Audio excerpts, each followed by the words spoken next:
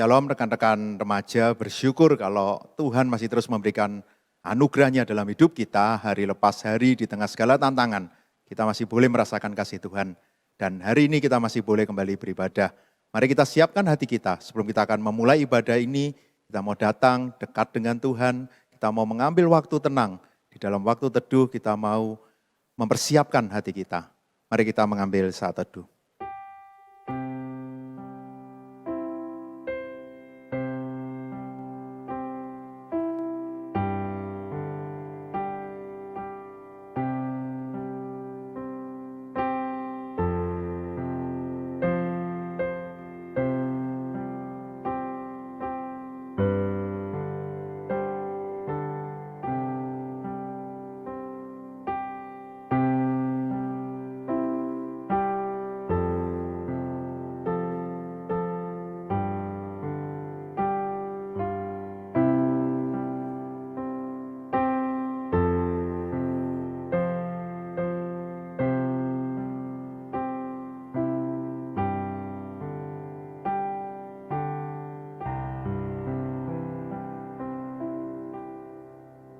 Ibadah remaja ini kita mulai dengan pengakuan bahwa pertolongan kita datangnya dari Tuhan, pencipta langit dan bumi. Dia yang selalu setia dan dia yang tidak pernah meninggalkan hasil perbuatan tangannya. Turunlah atas kita kasih karunia dari Allah Bapa, Putra, dan Roh Kudus. Amin. Mari kita berdoa. Bapa di surga, inilah kami anak-anak-Mu, kami yang merasakan kasih Tuhan, penyertaan Tuhan, perlindungan Tuhan di dalam hari-hari kami. Tapi ampuni kami Tuhan. Kami yang masih muda seringkali kami mengikuti apa kata dunia, kami hidup menuruti cara hidup kami. Ampuni kami Tuhan. Tapi kami bersyukur, kami tahu Tuhan begitu mengasihi kami. Biarlah kami mau terus mencari Engkau, mau terus dekat dengan Tuhan. Karena itu Tuhan layakkan setiap kami untuk kami boleh datang menghampiri Engkau. Termasuk ketika kami boleh beribadah, biarlah hati kami siap untuk datang mencari Engkau. Tuhan yang mau sucikan setiap kami, melayakkan setiap kami. Dan di dalam ibadah ini, kami rindu memberikan puji-pujian yang terbaik bagi Engkau. Kami juga mau mendengarkan firman Tuhan dan kami mau melakukannya.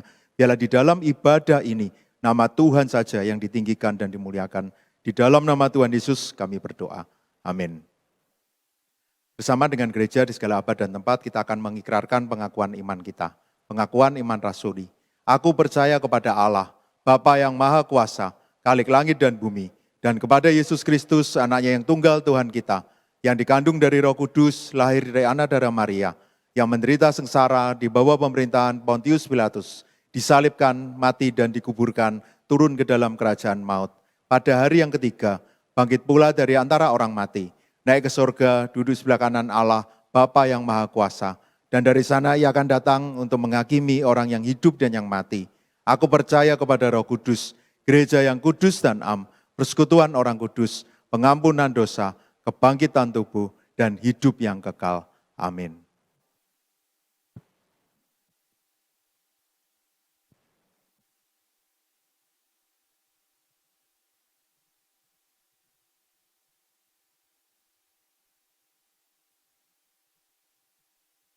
Shalom teman-teman yang dikasihi oleh Tuhan. Ada sukacita ya, kita bersyukur kepada Tuhan pada hari ini masih diberi kesempatan untuk bersyukur, untuk memuji Tuhan. Itu semua kita percaya karena Bapa kita, Tuhan kita memelihara kita. Maka dari itu sebagai bentuk rasa syukur kita kepada Tuhan Yesus, kita mau angkat pujian Bapa Surgawi memeliharaku.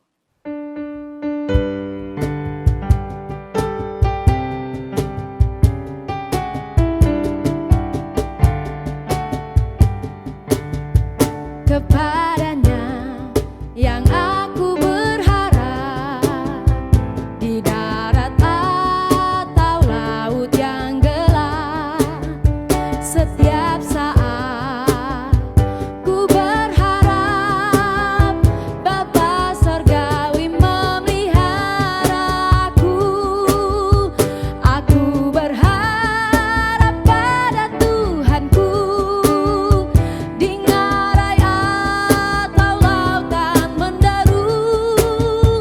Ku tak gentar, ia tak ingkar, Bapa Surgawi memeliharaku.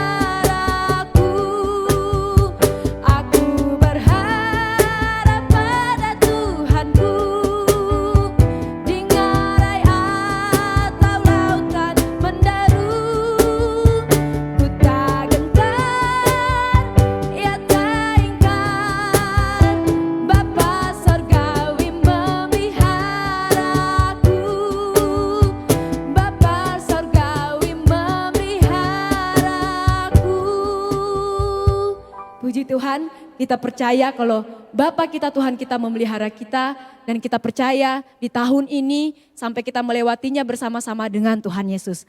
Baiklah, kita akan bersuka cita, kita angkat pujian mengatakan, hidupku takkan sama.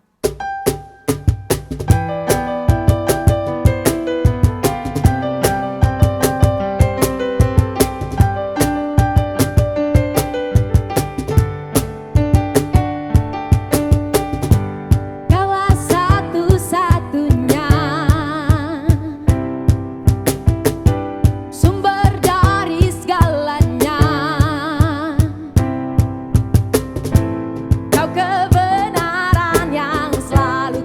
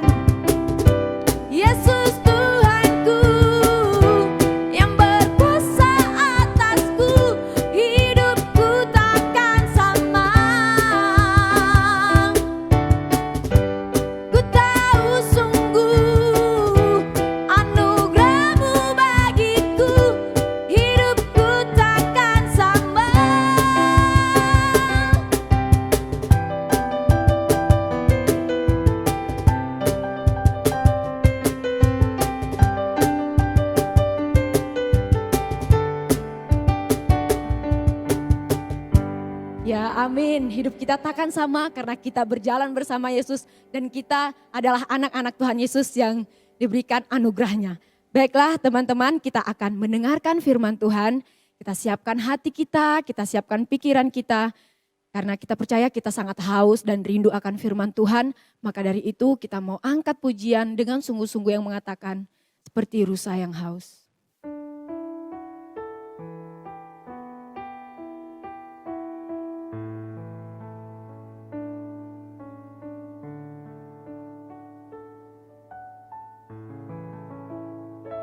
Seperti rusa yang haus, rindu aliran sungaimu.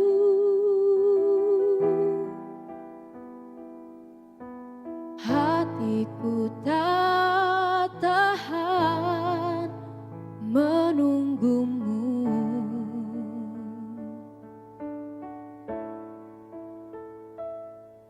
Bagai tanah gersang menanti datangnya hujan, begitupun jiwaku Tuhan.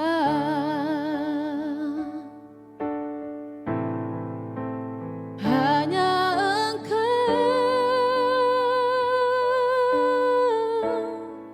pribadi yang mengenal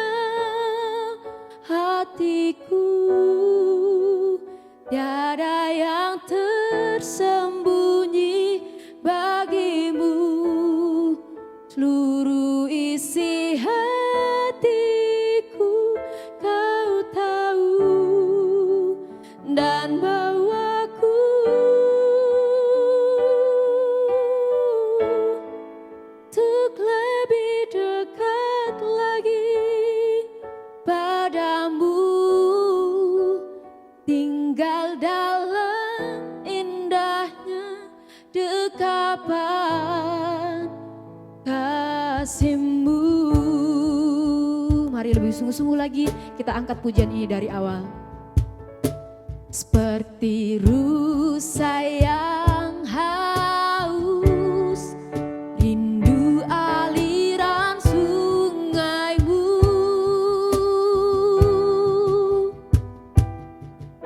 Hatiku tak tahan menunggu-Mu bagai tanah gersang, bagai tanah gersang menanti datangnya hujan.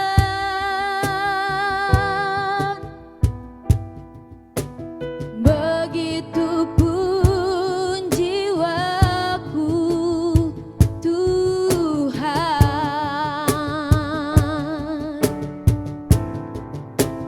Hanya Engkau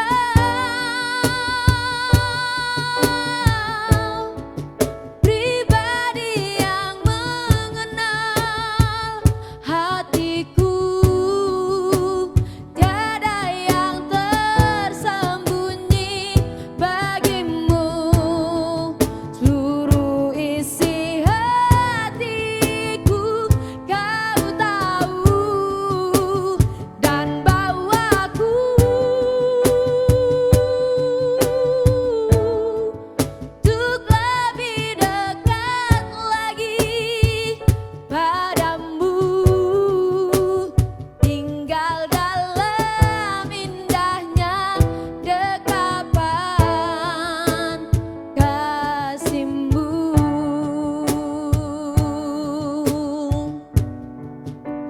Tinggal dalam indahnya dekapan, tinggal dalam indahnya dekapan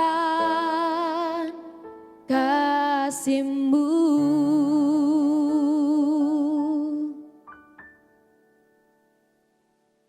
Mari kita berdoa. Terima kasih Tuhan buat kebaikan-Mu. Kami bersyukur ya Bapa, jika saat ini kami masih diberi kesempatan untuk beribadah dan mendengarkan firman-Mu.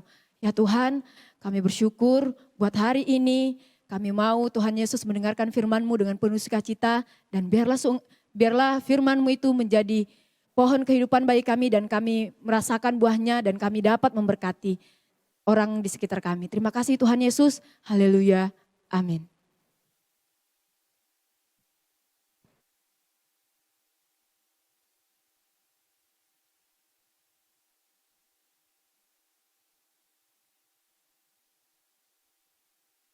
Kita akan bersama-sama merenungkan bagian firman Tuhan. Kita buka kitab kita 1 Timotius 1 ayat 12 sampai 17. 1 Timotius 1 ayat 12 sampai 17, demikian firman Tuhan. Aku bersyukur kepada Dia yang menguatkan aku, yaitu Kristus Yesus Tuhan kita. Karena Ia menganggap aku setia dan mempercayakan pelayanan ini kepadaku. Aku yang tadinya seorang penghujat dan seorang penganiaya dan seorang ganas. Tetapi aku telah dikasihaninya. Karena semuanya itu telah kulakukan tanpa pengetahuan, yaitu di luar iman. Malah kasih karunia Tuhan kita itu telah dikaruniakan dengan limpahnya kepadaku, dengan iman dan kasih dalam Kristus Yesus. Perkataan ini benar dan patut diterima sepenuhnya.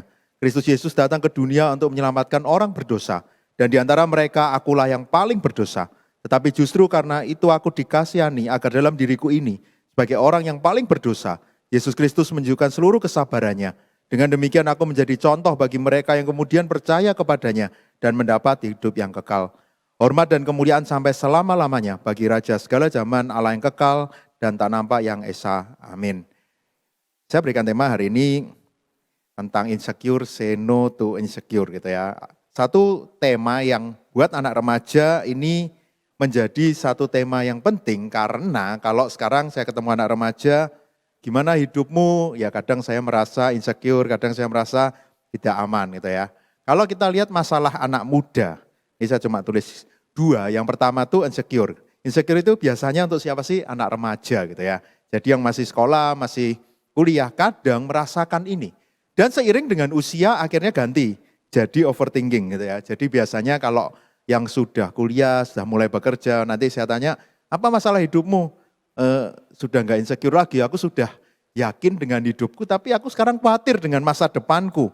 Mulai mikir aku belum punya jodoh, aku pengen bekerja, aku pengen bisa beli rumah. Tapi untuk anak-anak remaja, kadang masalah yang kadang untuk orang tua itu dianggap sederhana gitu ya. Makanya saya nggak bisa bilang, wah anak remaja itu nggak punya masalah.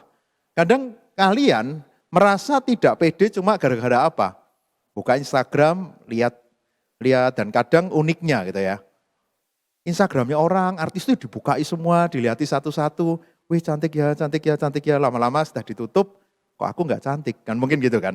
Langsung lihat, wah barangnya bagus-bagus ya. Mungkin, wih sepatunya keren-keren, buka terus kita lihat sepatu kita, lu sepatuku kok kayak gini gitu ya. Itu masalah anak muda. Kalau masalah orang tua, umur saya beda lagi, kolesterol gitu ya. Mulai masalah dengan berat badan, masalah dengan kehidupan. Tapi sebetulnya semua usia bisa kok merasa insecure dan overthinking ini. Semua usia bisa. Mungkin seumuran saya pun masih ada yang merasa, aku kok nggak pede sih. Oh semua orang lain punya rumah yang gede-gede, sekarang kok rumahku paling biasa, masih kontra, mungkin seperti itu. Tapi inilah realita hidup manusia, realita hidup anak remaja. Dan bagaimana kita menghadapi masalah ini. Saya pilih bagian firman Tuhan ini kalau kita lihat dulu siapa sih Paulus gitu ya. Paulus bukan orang yang sepenuhnya dia bisa berkata, aku baik kok. Dia orang hebat. Dia melakukan perjalanan penginjilan yang begitu luar biasa. Tapi kalau kita coba lihat dia itu siapa.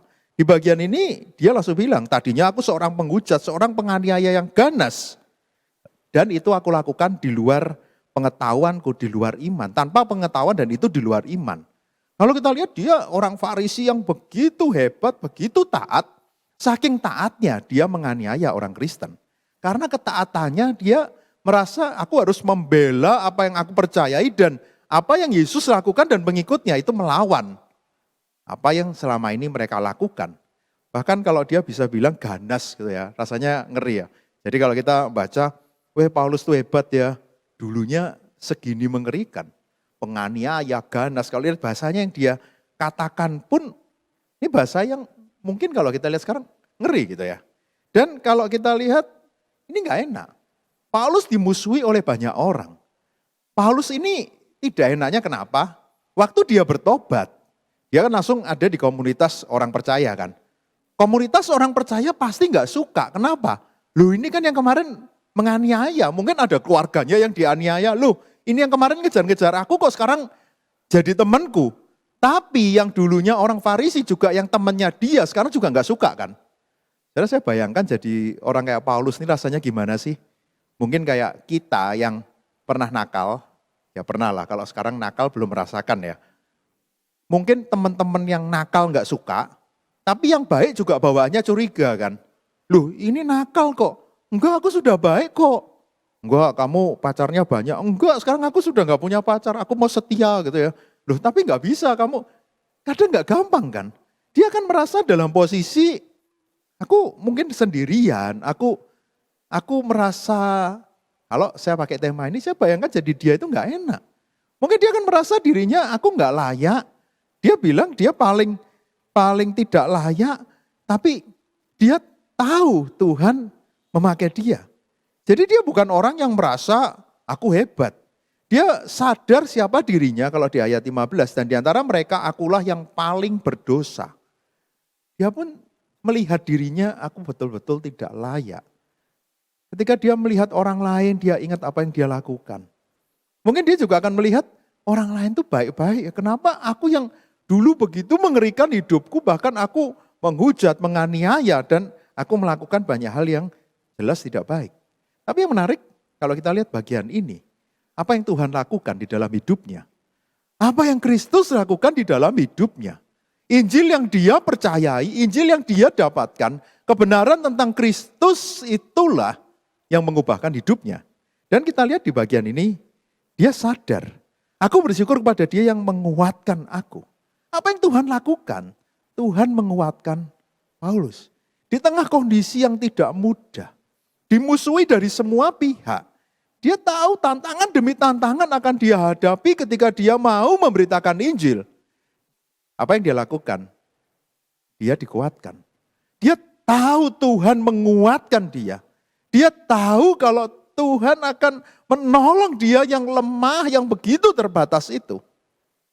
Kalau kita lihat lagi yang menarik apa? Dia pun sadar.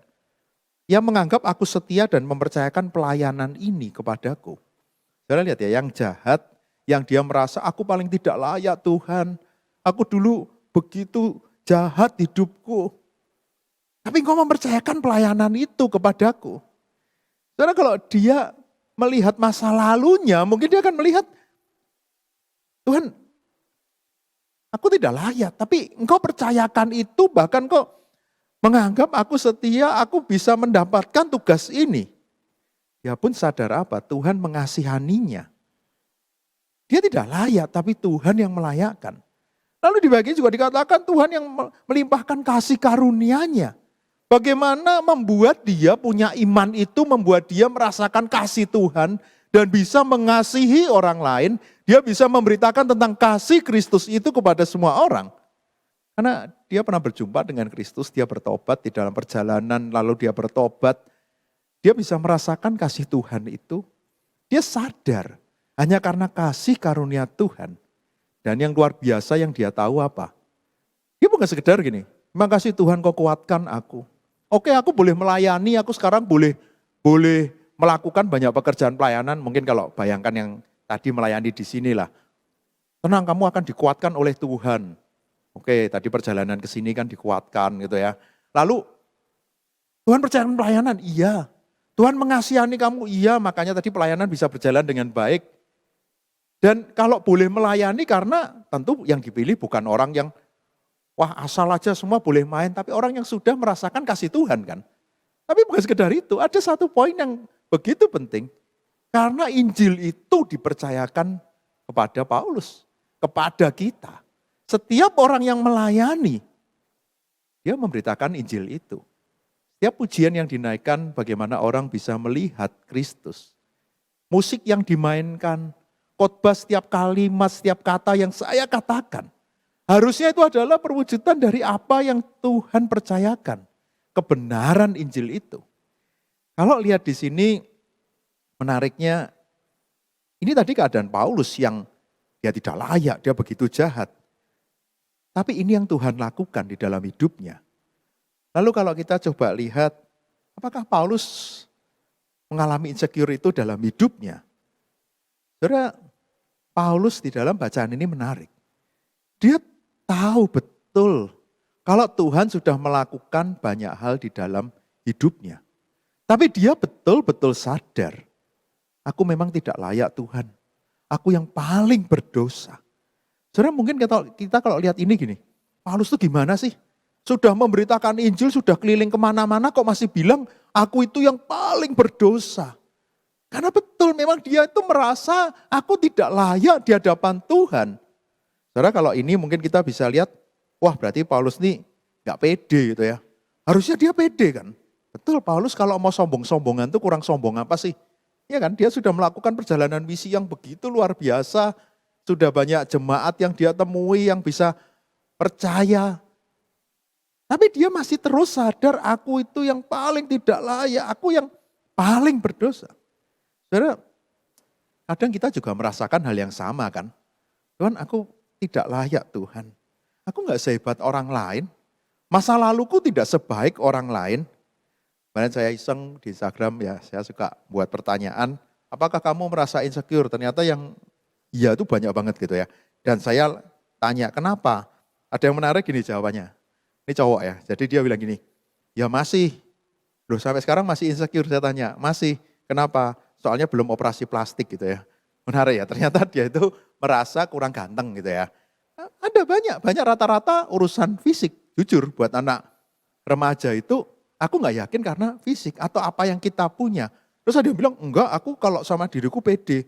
Tapi aku gak bisa dengar omongan orang gitu ya. Aku gak membandingkan sama orang tapi aku gak pede kalau ya itu mungkin ada orang ngomong apa kita langsung merasa gak aman. Aduh gimana ya hidupku. Karena Paulus pun dia sadar dia gak layak. Dia gak lebih baik dari yang lain bahkan yang paling berdosa. Kalau di posisi ini kan berarti kayak zaman sekarang ini kan mungkin orang yang betul-betul sadar Aku sepenuhnya nggak layak. Tapi yang menarik di dalam kisah ini justru apa?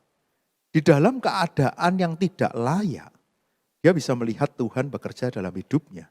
Dia bisa melihat Tuhan mengasihani dia. Dia bisa melihat semua itu karunia Tuhan.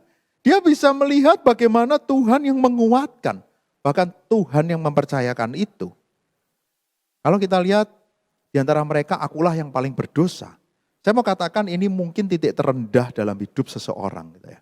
Jadi dia sampai di bawah, tapi saat dia ada di titik terendah, ketika dia berjumpa dengan Kristus, saat itu adalah titik balik yang membuat dia bisa naik.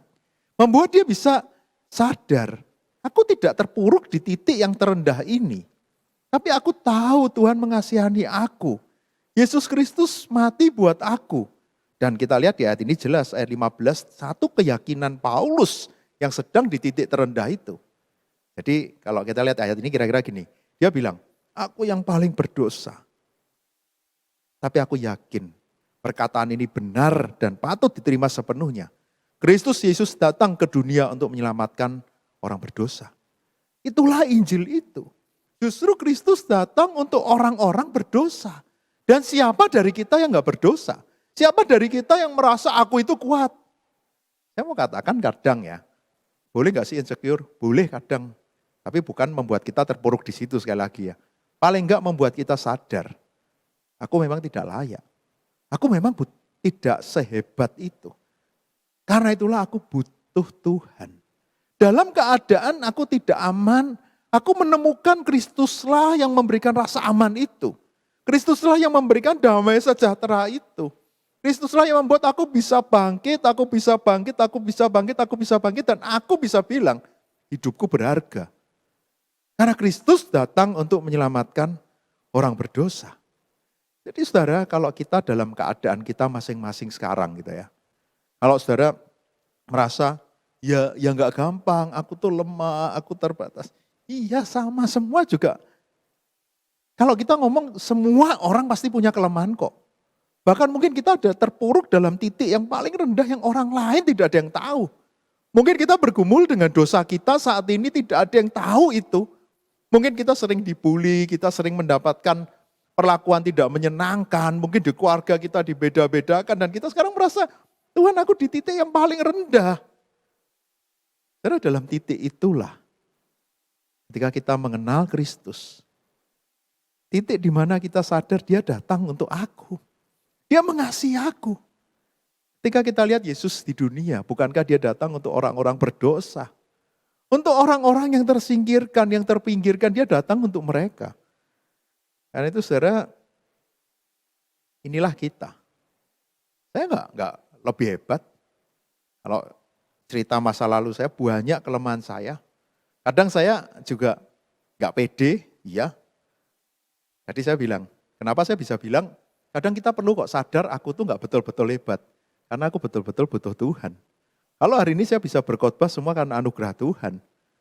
Dulu saya ingat waktu khotbah pertama, saya paling nggak suka megang mic seperti ini gitu ya. Jadi kalau dulu ditanya, tadi mau rekamannya juga ditanya, mau pakai mic yang model apa? Ini biasanya ini atau yang dipegang, pegang aja.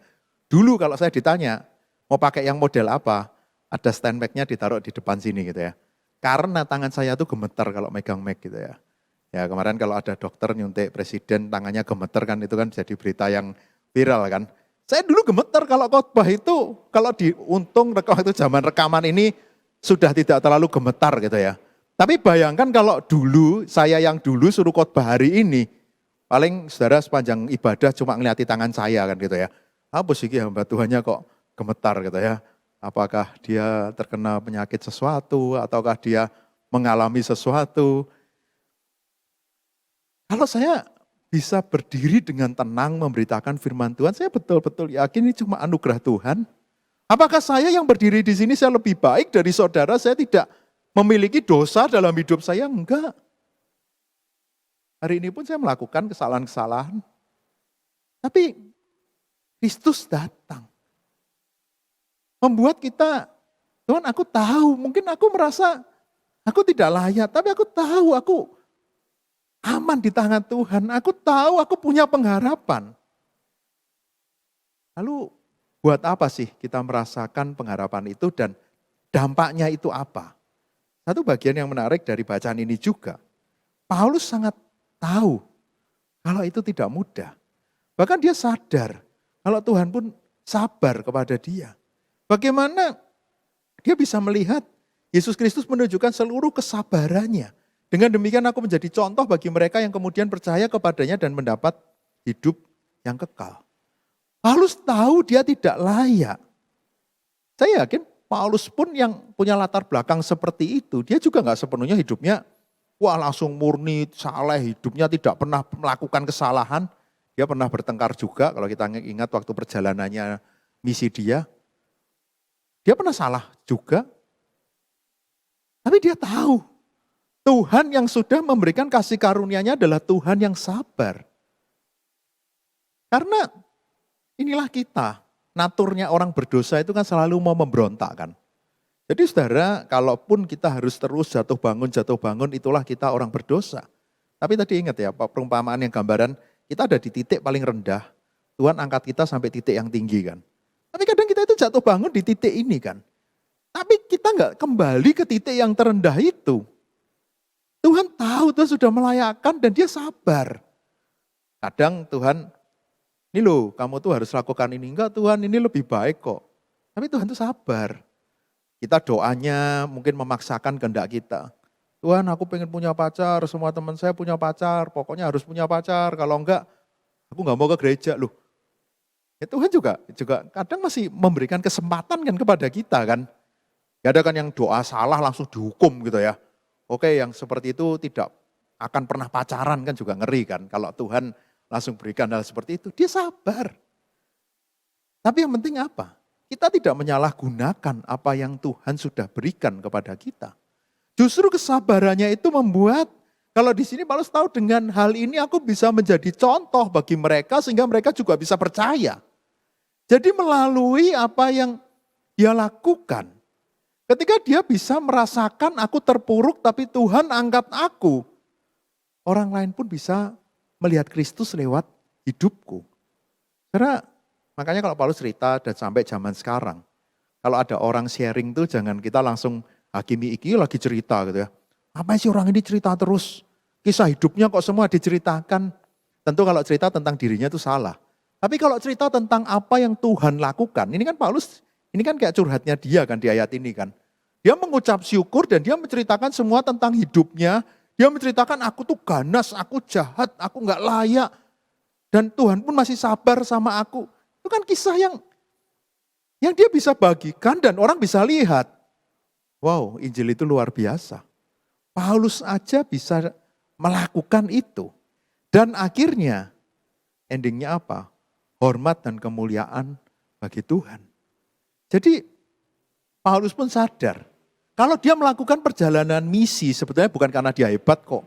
Bukan karena dia tahu semua teori, dia sudah ikut semua seminar dan dia bisa keliling dan dia siap. Iya dia punya ilmu yang banyak.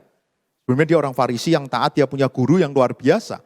Tapi dia kalau bisa lakukan itu dia bagikan apa? Dia keliling ceritakan tentang Injil, ceritakan tentang Injil.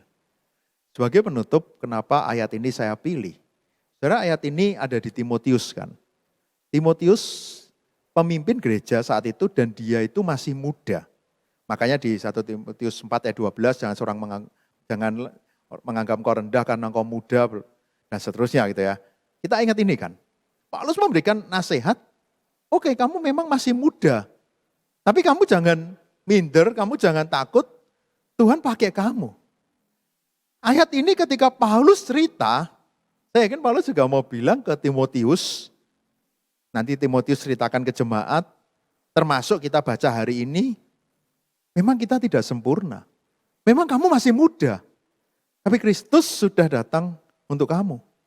Kristus sudah menjamahmu, sudah menemukanmu di titik yang terendah itu. Dan ketika kamu mau percaya, kamu sudah ada di titik yang balik itu.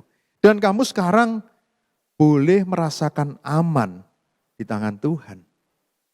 Jadi kalau boleh nggak sih insecure? Ya kita sadar aku lemah, aku nggak sehebat orang lain.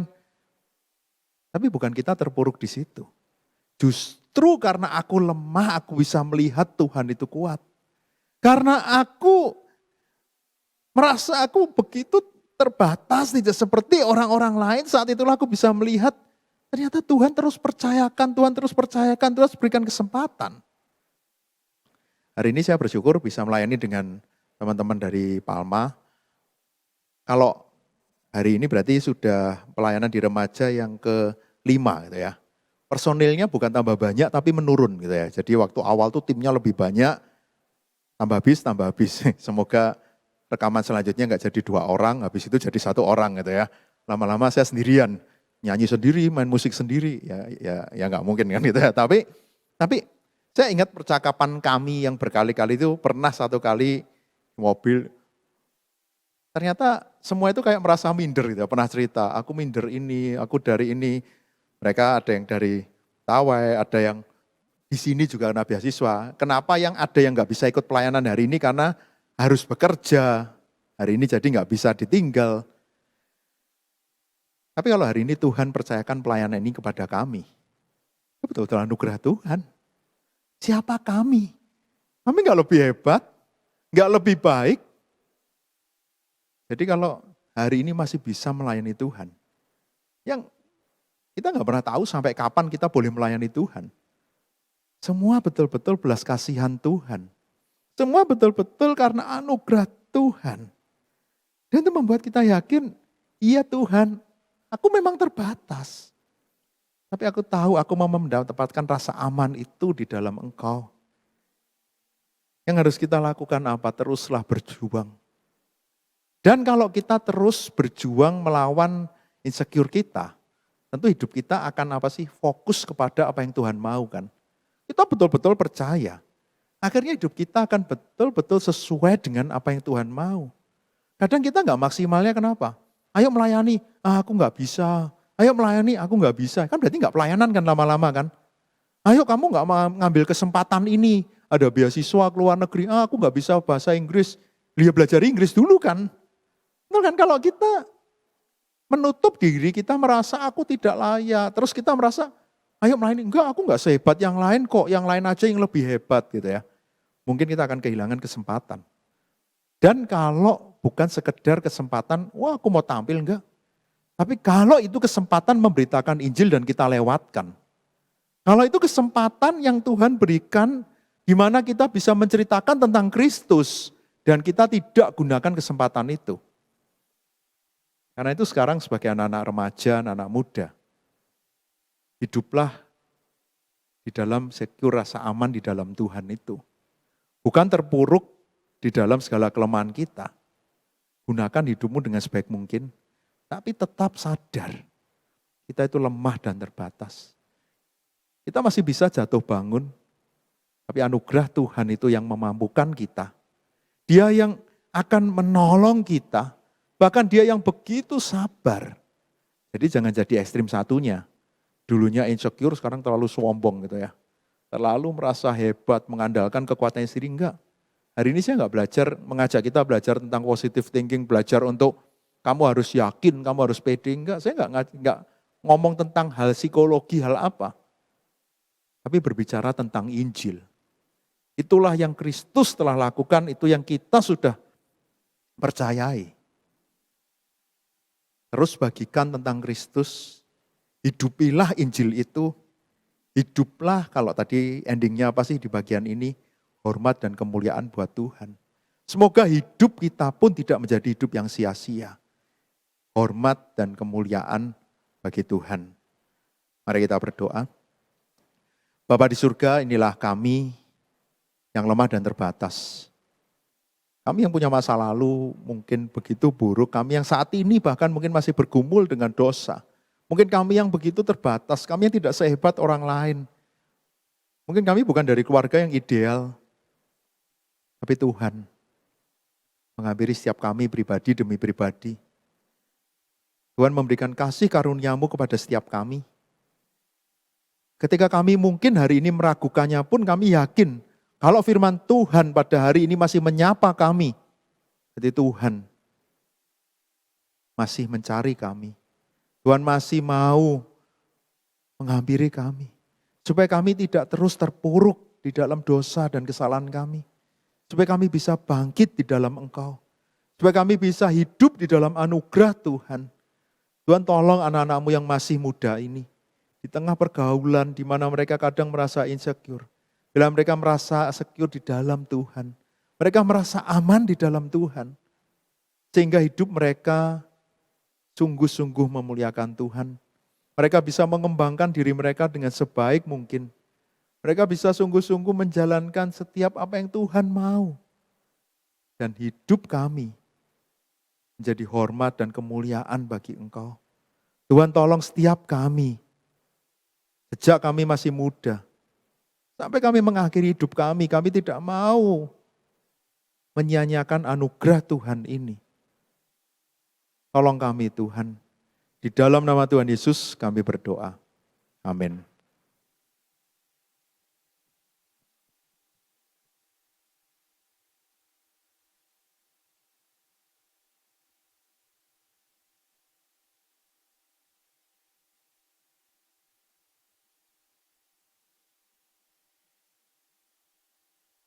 Baiklah, kita sudah mendengarkan firman Tuhan. Kita sekarang tahu kalau Tuhan Yesus itu ada untuk kita dan kita nggak boleh insecure, kita harus percaya diri karena kita ini anak raja tentunya. Jadi buat teman-teman yang merasa insecure, buang itu jauh-jauh karena kita percaya Tuhan Yesus selalu bersama kita dan pasti kita menjadi orang yang membanggakan dan pasti kita mencapai cita-cita kita dengan baik juga. Kita akan memberikan yang terbaik bagi Tuhan Yesus. Kita akan memberikan yang terbaik, kita akan memberikan persembahan kita. Mari kita angkat pujian yang mengatakan kalau satu-satunya sumber dari harapan.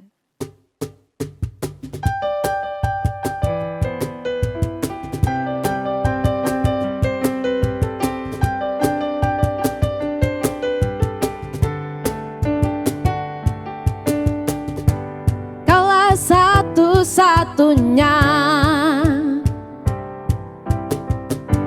sumber dari segalanya. Kau kebenaran yang selalu ku pegang.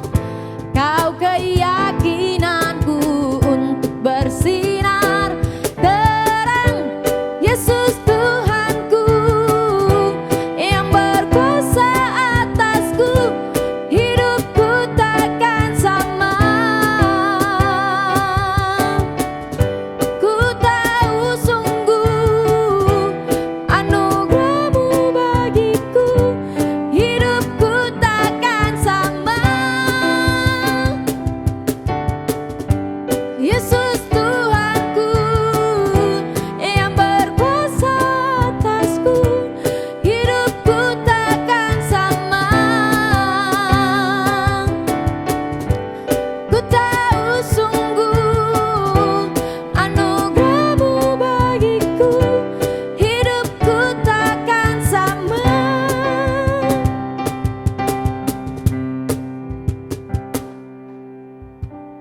Mari kita berdoa. Bapa di surga, kami bersyukur kalau kami masih boleh memberikan persembahan. Artinya kami bisa melihat bagaimana Tuhan terus memberkati kami, keluarga kami. Di tengah keadaan ini pun kami masih bisa melihat penyertaan Tuhan, berkat Tuhan, pertolongan Tuhan. Ialah apa yang kami berikan, kami mau belajar memberikan yang terbaik bagi Engkau. Bukan hanya melalui harta kami, tapi juga seluruh hidup kami mau persembahkan bagi Engkau. Tuhan juga tahu setiap pergumulan kami masing-masing, anak-anak remaja, di dalam pergaulan kami, mungkin kami kadang merasa insecure, kadang kami merasa ada banyak masalah, biarlah Tuhan pakai kami dimanapun Tuhan tempatkan kami. Sekolah kami, di kampus kami bisa menjadi berkat. Kami juga berdoa untuk bangsa kami tahu di tengah masa ini kami terus mendoakan pemimpin-pemimpin bangsa ini. Supaya mereka juga bisa mengambil keputusan yang tepat ketika menangani masalah COVID ini dan segera bisa selesai. Karena ada banyak hal yang bisa dilakukan dan itu tepat. Kami juga berdoa untuk keluarga kami. Tuhan tahu setiap pergumulan khususnya pekerjaan orang tua kami, Tuhan yang mau terus memberkati. Supaya mereka juga terus diberikan kekuatan, terus bersandar kepada Tuhan. Tuhan cukupkan setiap kebutuhan dari keluarga kami. Kami juga berdoa untuk sekolah, kuliah mungkin yang masih online. Tuhan yang mau tolong di tengah keadaan yang tidak mudah ketika harus belajar online, Tuhan juga pimpin. Supaya kami tetap bisa belajar, kami tetap bisa mengerti banyak hal.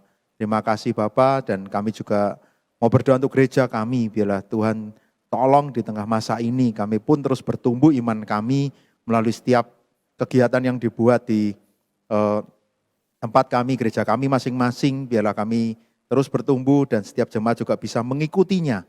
Dan setiap jemaat juga bisa semakin mengerti firman Tuhan, semakin bersandar kepada Tuhan. Karena dalam kondisi ini kami tahu kami perlu bergantung sepenuhnya kepada Engkau.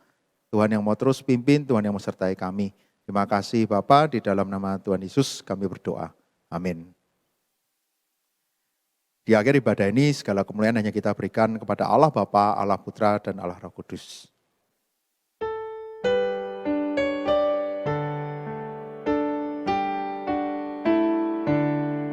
Puji Allah sumber berkat, puji Dia ciptaannya, puji Dia para malaikat, Bapa, Putra, dan Roh Kudus.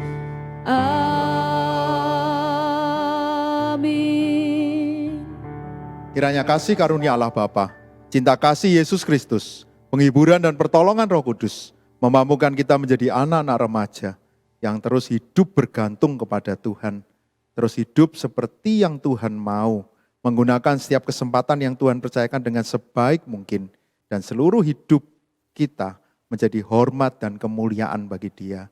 Amin.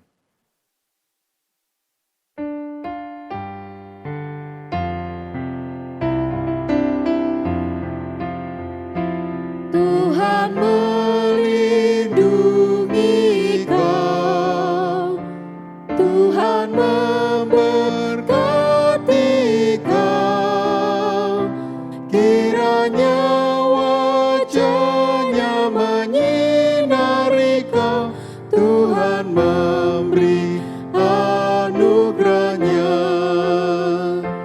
damai sejahtera. Amin. Amin.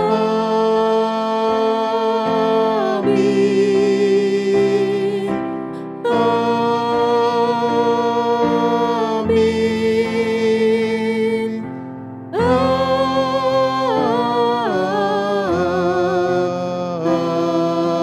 Amin. Amin.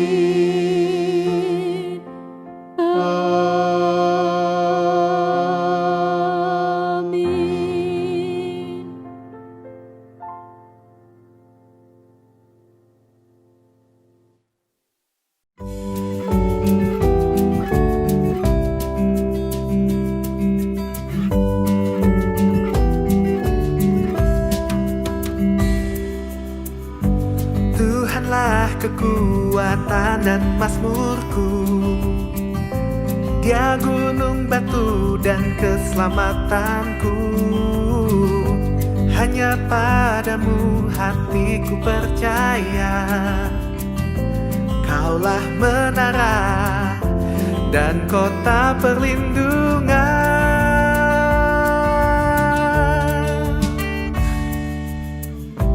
Ku mau selalu bersyukur sebab cintamu padaku.